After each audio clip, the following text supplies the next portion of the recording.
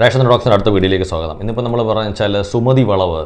കാര്യം എനിക്ക് തോന്നുന്നു ആ സിനിമയുടെ റിലീസിന് വളരെ മുമ്പ് തന്നെ നമ്മൾ പ്രേക്ഷകർ വളരെ ആകാംക്ഷപൂർവ്വം അല്ലെങ്കിൽ പ്രതീക്ഷാപൂർവ്വം കാത്തിരുന്ന ഒരു സിനിമ തന്നെയാണ്. കാര്യം അതിൻ്റെ ഒരു രീതി എന്ന് പറഞ്ഞു കഴിഞ്ഞാൽ അതിൻ്റെ ഒരു ടീസറും മറ്റും റിലീസ് ചെയ്തപ്പോൾ തന്നെ അത്രയും വലിയൊരു വ്യൂസും കാര്യങ്ങളും അല്ലെങ്കിൽ കൂടുതൽ സോഷ്യൽ മീഡിയയിലുള്ള ചർച്ചകൾക്കുമൊക്കെ വഴിവെച്ചതാണ് അതിൻ്റെ ടീസർ. എനിക്കൊന്ന് ആ പേര് തന്നെയാണ്, സുമതി വളവ് എന്ന് പറയുന്ന ഒരു പേര് തന്നെയാണ്. കാര്യം എനിക്കൊന്ന് പഴയ കാലത്തെ ചില സിനിമയ്ക്കകത്ത് ഇത്തരത്തിലുള്ള അതായത് ഏതെങ്കിലും ഒരു സ്ഥലവും അല്ലെങ്കിൽ ആ ഒരു സ്ഥലത്തിലൊരു വളവും ഒക്കെ ആയിട്ട് ബന്ധപ്പെട്ടിട്ടുള്ള നമ്മൾ പഴയ കാലത്തെ സിനിമയ്ക്കകത്തൊക്കെ നമ്മൾ കണ്ടിട്ടുണ്ട്. അത്തരത്തിലുള്ള ചില സ്ഥലങ്ങൾക്ക് ഒരുപക്ഷെ സിനിമയുടെ പേരിനകത്തത് പറയുന്നില്ല എങ്കിൽ പോലും ആ സിനിമയുടെ സംഭാഷണങ്ങളിനകത്ത് ഇത്തരത്തിലുള്ള സുമതി വളവ് പോലുള്ള മറ്റ് ചില പേരുകൾ പറഞ്ഞ് കേട്ടിട്ടുണ്ട്. അത്തരത്തിലുള്ള ഒരു കാര്യങ്ങളാണ് ഇത്തരത്തിലുള്ള ഒരു സിനിമയിലേക്ക് നമുക്ക് പോകുന്നത്. പിന്നെ നമുക്കറിയാം ഇപ്പോൾ റിലീസിന് മുമ്പേ തന്നെ നമുക്കറിയാം ഇതൊരു കോമഡിയും ഒരു ഹൊററും എല്ലാം കൂടെ ചേർന്നിട്ടുള്ള ഒരു സിനിമയാണെന്ന്. ഇപ്പം വിഷ്ണു ശശിശങ്കർ ഇതിനെ ഡയറക്റ്റ് ചെയ്യുമ്പോഴത്തേക്ക് അഭിലാഷ് പിള്ളയെ പോലുള്ള ഒരാൾ സ്ക്രിപ്റ്റ് കൈകാര്യം ചെയ്യുന്നു, അല്ലെങ്കിൽ ഒരു റൈറ്റർ എന്ന് നമുക്ക് പറയാൻ പറ്റും. ഒരു മാളികപ്പുറത്തിനൊക്കെ ശേഷം മാളികപ്പുറം എന്ന് ഞാൻ പറയുമ്പോഴത്തേക്ക് ഒരു മാളികപ്പുറം സിനിമയുമായിട്ട് ഒരിക്കലും ഈ സിനിമയെ നമ്മൾ കമ്പയർ ചെയ്യാൻ പാടില്ല. കാര്യം മാളികപ്പുറം മറ്റൊരു രീതിയിലെടുത്ത സിനിമ, സുമതി വളവ് മറ്റൊരു രീതിയിൽ. കാര്യം ഇത് രണ്ടും തമ്മിൽ യാതൊരുവിധ ബന്ധവും ഇല്ലാത്ത രണ്ട് സിനിമയായതുകൊണ്ട് മാളികപ്പുറം സിനിമയായിട്ട് തട്ടിച്ച് നോക്കുമ്പോൾ നല്ലതെന്നോ അല്ലെങ്കിൽ മോശമെന്നോ ഒരിക്കലും നമ്മളെ വിലയിരുത്തരുത്. അങ്ങനെ നമ്മൾ വിലയിരുത്തുന്ന ലോകത്തിലെ ഏറ്റവും വലിയൊരു മണ്ടത്തരം തന്നെയാണ്. അതിൻ്റെ വഴിക്ക് വിടുക, ഈ കഥ ഇതിൻ്റെ വഴിക്ക് വിടുക. അപ്പോൾ അങ്ങനെ നമ്മൾ നോക്കുമ്പോഴത്തേക്ക് അർജുൻ അശോകൻ, ഗോകുൽ സുരേഷ്, ഷൈജു കുറുപ്പ്, സിദ്ധാർത്ഥ് ഭരതൻ, അങ്ങനെ കുറേ താരങ്ങൾ ഈ സിനിമയ്ക്കകത്ത് അഭിനയിക്കുന്നുണ്ട്. കാര്യം എനിക്ക് ഇപ്പോൾ സിനിമയെക്കുറിച്ച് നമ്മൾ നോക്കുമ്പോഴത്തേക്ക് ഇപ്പം ആൾക്കാർക്ക് രണ്ട് രീതിയിലുള്ള അഭിപ്രായം ഇപ്പോൾ എല്ലാ സിനിമയെക്കുറിച്ചും വരാം. ഇപ്പം ഞാൻ പറയുന്നത് ഇപ്പോൾ സ്വാഭാവികമായിട്ടും എൻ്റെ അഭിപ്രായം എൻ്റെ സൈഡിൽ കൂടെ കാണുന്നതാണ്. എനിക്ക് ആ സിനിമയെ സംബന്ധിച്ചിടത്തോളം പറയാനാണെങ്കിൽ നല്ലൊരു അടുക്കും ചിട്ടയും ഉള്ള ഒരു സ്ക്രിപ്റ്റ് എനിക്ക് ആ സിനിമയ്ക്കകത്ത് ഫീൽ ചെയ്ത്, ഒരു നല്ല ഡയറക്ഷൻ എനിക്ക് അതിനകത്ത് ഫീൽ ചെയ്ത്, ഒരു ക്യാമറ സൈഡിൽ നിന്ന് എടുത്തു കഴിഞ്ഞാൽ അതിനകത്ത് ഓരോ ഫ്രെയിംസും എനിക്ക് ഭയങ്കരമായിട്ട് ഇഷ്ടപ്പെടുന്ന രീതിയിലാണ് അതിൻ്റെ ക്യാമറ കൈകാര്യം ചെയ്തിരിക്കുന്നത്. അതിൻ്റെ BGM ആണെങ്കിലും എന്നെ സംബന്ധിച്ചിടത്തോളം എനിക്ക് ഇഷ്ടപ്പെടുന്ന രീതിയിൽ തന്നെയാണ്. ഇപ്പോൾ ആ 2.5 മണിക്കൂറുള്ള ആ സിനിമ എന്ന് പറയുന്നത് നമ്മളെ സ്വാഭാവികമായിട്ട് തിയേറ്ററിൽ പിടിച്ചെടുത്തുന്നതാണ്. പിന്നെ ഈ അതിനകത്ത് ഒരു ഹൊറർ കാണിച്ചിട്ട് അല്ലെങ്കിൽ അതിൻ്റെ ഒരു കോമഡി കണ്ടിട്ട് ഹൊററിലൂടെ ഒരുപാട് ഒരാൾ ഭയന്നോ എന്ന് ചോദിച്ചു കഴിഞ്ഞാൽ അറിയില്ല. ഓരോരുത്തരെയും ഒരു ഹൊറർ കാണിക്കുന്ന സമയത്ത് അല്ലെങ്കിൽ ഹൊറർ കാണുന്ന സമയത്ത് പേടിക്കുന്നത് അല്ലെങ്കിൽ ഭയപ്പെടുന്നത് പല രീതിയിലാണ്. ഇപ്പം നമ്മൾ ശരിക്കും നല്ലൊരു ഹൊറർ ഇത് കാണുമ്പം നമ്മൾ മറ്റെന്തെങ്കിലുമൊക്കെ കാര്യങ്ങൾ നമ്മുടെ മനസ്സിലൂടെ ഇങ്ങനെ കടന്നു പോയിക്കൊണ്ടിരിക്കുമ്പോഴാണ് നമ്മൾ ആ സിനിമ കാണുന്നതെങ്കിൽ ചിലപ്പോൾ നമുക്കത് ഫീൽ ചെയ്യണമെന്നില്ല.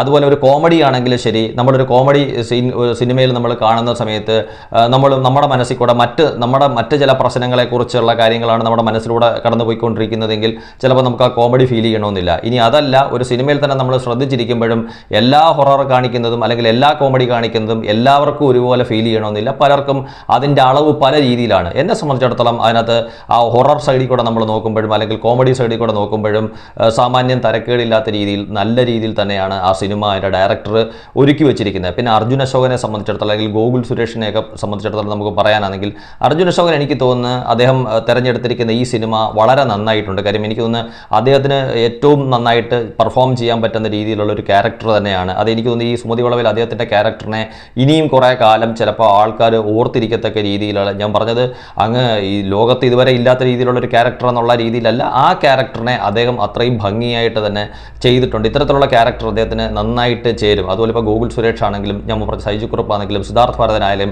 അങ്ങനെ ആരെ നമ്മൾ എടുക്കുന്ന സമയത്തും എല്ലാവരും അവരുടേതായിട്ടുള്ള റോള് ഭംഗിയായിട്ട് ചെയ്തിട്ടുണ്ട്.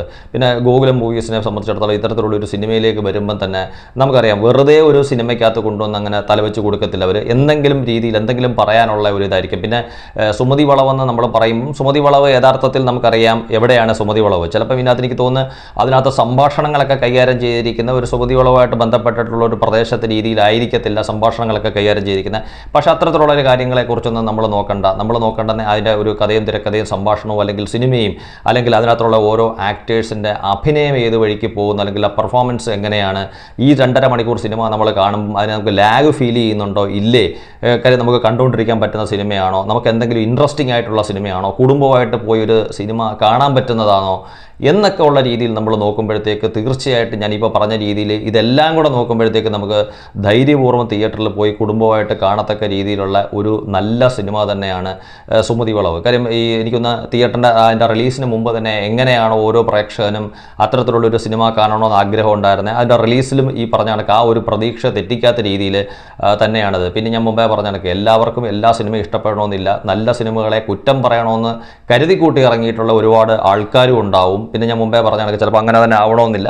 പക്ഷേ ഏതായാലും ശരി, എന്നെ സംബന്ധിച്ചിടത്തോളം ഈ സിനിമ എനിക്കിഷ്ടപ്പെട്ടു. ഇതുപോലുള്ള നല്ല നല്ല സിനിമകൾ ഉണ്ടാവട്ടെ. ഇത്തരത്തിലുള്ള ഈ സിനിമ തന്നെ ഒരു നല്ല വിജയത്തിലേക്ക് വരട്ടെ, അല്ല വലിയ വിജയത്തിലേക്ക് പോട്ടെ എന്ന് നമുക്ക് ആഗ്രഹിക്കാം. Thank U.